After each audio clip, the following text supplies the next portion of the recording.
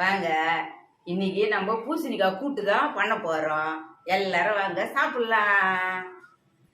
நாயர் கோயிலேருந்து வாங்கின்னு வந்துக்கிறோம். வாங்க எல்லாரும் சாப்பிடலாம். கூட்டு பண்றதுக்கு தான்ப்பா அரைக்கிறேன். ஒரு பூசணிக்காய் எவ்வளோ வாங்கினீங்க? ஒரு பூசணிக்காய் 100 ரூபாப்பா.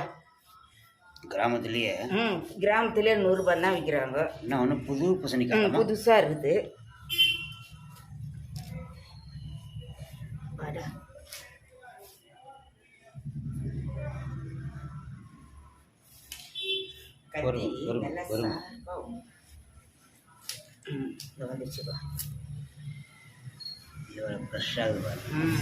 இன்னைக்கு பூசணிக்காவை குழம்பு வைக்க போகிறோம்.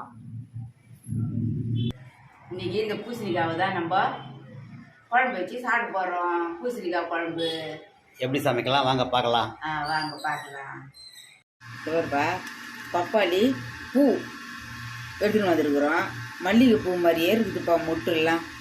அதை தான் இன்றைக்கி பொரியல் பண்ண போகிறோம். நேற்றம் பண்ணோம், இன்றைக்கி காட்டலான்னு சொல்லிட்டு தான் பண்ணோம். அது பேர் பூண்டு வந்து மெலிசாக அரிஞ்சி வச்சுருக்குறோம். ஒரு 5-6 பல் அரிஞ்சி வச்சுக்கிறோம். வெங்காயம் கருவேப்பிலை வச்சுருக்குறோம். பொரியல் பண்ண போகிறோம். சுகருக்கு அவ்வளோ நல்லா இருக்குதுப்பா. இது சாப்பிட்டாக்க கசப்பாக தான் இருக்கும். சாப்பிட்டா சுகருக்கு அவ்வளோ நல்லா இருக்குது. இது சுகர் கேட்குது.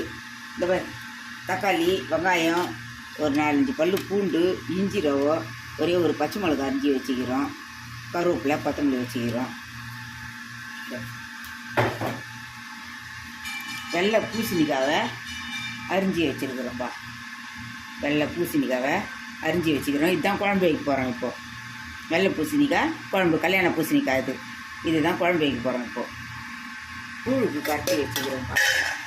ஒரு கூழுக்கு நாளைக்கு காசுறதுக்கு இன்றைக்கி கரைச்சி வச்சுக்கிறேன். அப்படி செய்தால் தான் கூழ் நல்லாயிருக்கும்.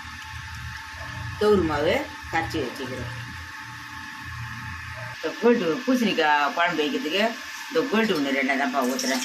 கல்யாண பூசணிக்காய் தான் செய்ய போகிறோம். பூசணிக்காய் குழம்பா கூட்டாமா? குழம்பு பூசணிக்காய் குழம்பு. பூண்டு போடுறேன், இஞ்சி பச்சை மிளகா போடுறேன். கொஞ்சம் இஞ்சியும் பச்சை மிளகாவும் போட்டுக்கிறோம். வெங்காயம் போடலாம்.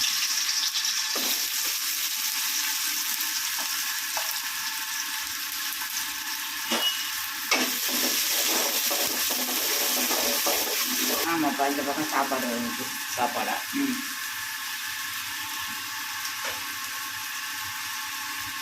போட்டு இந்த தக்காளி போடலாம். வெங்காயம் வதங்கிடுச்சா? வதங்கிடுச்சு. இந்த கொத்தமல்லி கருவேப்பிலை போடுறேன்.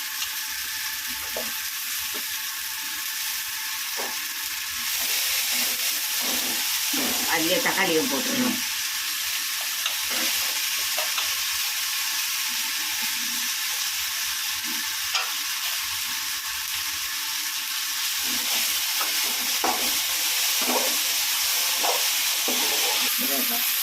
உண்டு பட்டை 2 லவங்கம் போடுறேன். இந்த அன்னாச்சி இதழ் இல்லைப்பா, இந்த ஒரு 2 போடுறேன். அன்னாச்சி இதழ்களா? இதழ்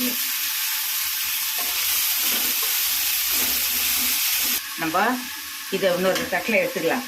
எடுத்துக்கின்னு அதுலேயே வந்து பூசணிக்காய் தாளிச்சிடலாம். அரைச்சி குழம்புல ஊற்றிடணும். இது மிக்ஸில் அரைச்சி குழம்பு ஊற்றிடணுமா? ஆமாம், மிக்ஸியில் அரைச்சி குழம்பு ஊற்றிடணும். அதை எடுத்துடுறோம். திருப்பி கொஞ்சம் எண்ணெய் ஊற்றுறோம்ப்பா. சும்மா ஒரு இந்த கரண்டியில் தான் 2 கரண்டி எண்ணெய். சின்ன கரண்டி தான், ரொம்ப எண்ணெய் ஊற்ற மாட்டேன் நான். கொஞ்சம் இந்த பாருப்பா, சோம்பு 2 போடுறேன்.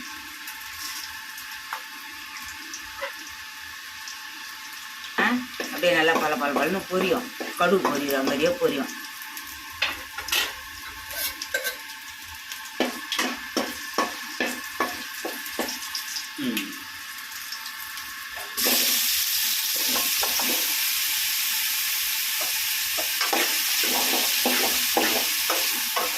இதுலேயே கொஞ்சம் மிளகாத்தூள் உப்பு போட்டுக்கலாம். இது பாருப்பா, நம்ம வந்து ஒரு 3/4 கிலோ பூசணிக்காவை செய்ய போகிறோம். கூட்டு இது பாருப்பா, 1 ஸ்பூன் மிளகாய் தூள், கொஞ்சம் உப்பு போட்டுருவோம். கல் உப்பு. ஆமாம், கல் உப்பு போடுறோம். தண்ணி ஊற்றிடலாம். தண்ணி ஊற்றிடலாம் பா. தண்ணி கொஞ்சம். தண்ணி கொஞ்சம் ஊற்றிட்டு மீதி இருக்கிற பூசணிக்காவையும் போட்டு இது ஒரு 3/4 கிலோ பூசணிக்காய் பாரு. 3/4 கிலோ பூசணிக்காய். 3/4 கிலோ பூசணிக்காய் அப்படியே ஊற்றிடலாம். வேகட்டும். அப்படியே இதை ஊற்றிடலாம். இதுலேயே சரி. அவ்வளோதான், குழம்பு ரெடி ஆகிடுச்சு. இதை அரைச்சி ஊற்றிட்டேன்.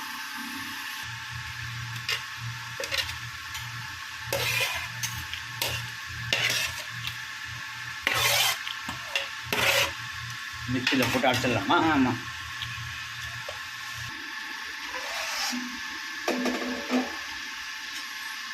இதில் போட்டுருக்கிறது எல்லாம் வீட்டு மிளகாத்தூள் தான்ப்பா.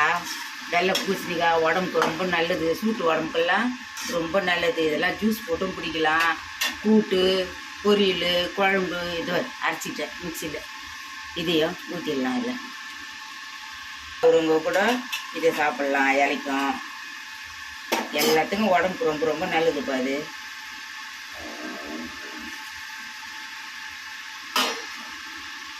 நல்லா கொதிக்கிட்டோன்னு இதே தண்ணி விடுற காய் தான்.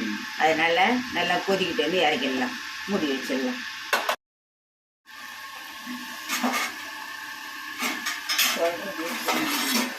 இப்போப்பா கொதிக்குது. பூசணிக்காய் குழம்பு கொதிக்குது. உப்பு காரம் பார்த்துக்கலாம். பார்த்து உப்பு காரெல்லாம் கம்மியாக தான் போட்டுருக்குறேன். அது போதும். உப்பு பார்த்துக்கலாம். உப்புலாம் கூட கரெக்டாக இருக்குது. பச்சமாக ஒரு 2 போடலாம்.